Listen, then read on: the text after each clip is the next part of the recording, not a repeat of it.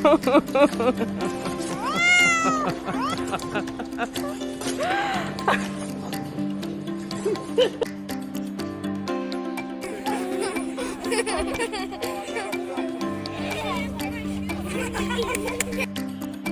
in the world is going on here? How did you even get up there, Luna? Who do you think you are? You ate some cat poop, now you think you're the queen of the jungle? Is that what's happening?